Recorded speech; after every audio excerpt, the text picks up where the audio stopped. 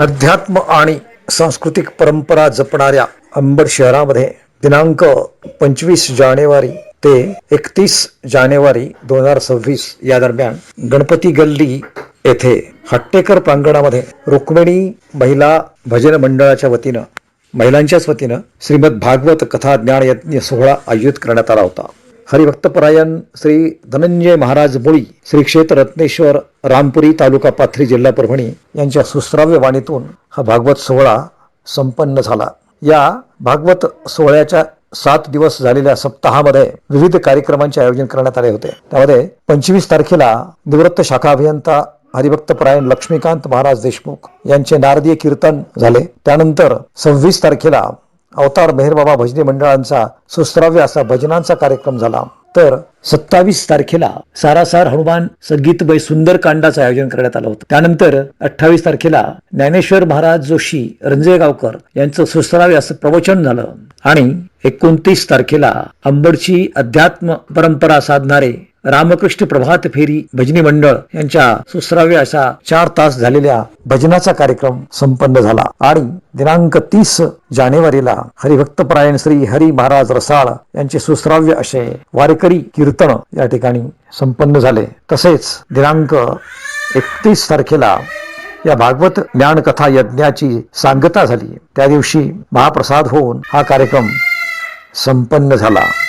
अशा प्रकारे विविध कार्यक्रमांनी भरगच्च झालेल्या या भागवत ज्ञान यज्ञाची सांगता झाली. अंबडच्या रुक्मिणी महिला भजनी मंडळाने विशेष म्हणजे सर्व महिलांनी हा कार्यक्रम आयोजित केला होता.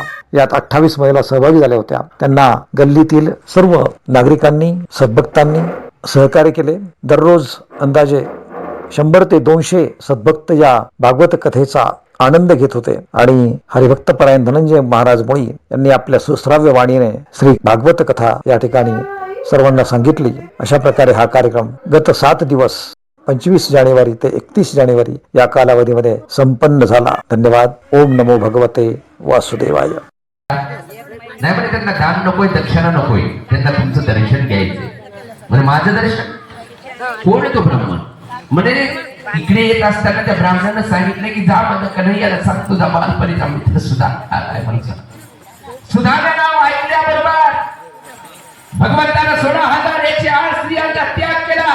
सुवर्ण मंचकावरून लहान लेकरासारखी उडी मारली आणि द्वारपालामागं पळात सुटलेत. माझा सुदामी आलाय, माझा सुदामी आलाय, माझा सुदामी आलाय. लगाया गले चले आए मोहन, लगाया गले से सुदामा को मोहन, लगाया गले से सुदामा को मोहन, लगाया गले से सुदामा को मोहन. हुआ रुक्मिणी को बड़ा ही अचंबा, हुआ रुक्मिणी को बड़ा ही अचंबा. ये मेहमान कैसा अजीब आ गया है, ये मेहमान कैसा अजीब आ गया है.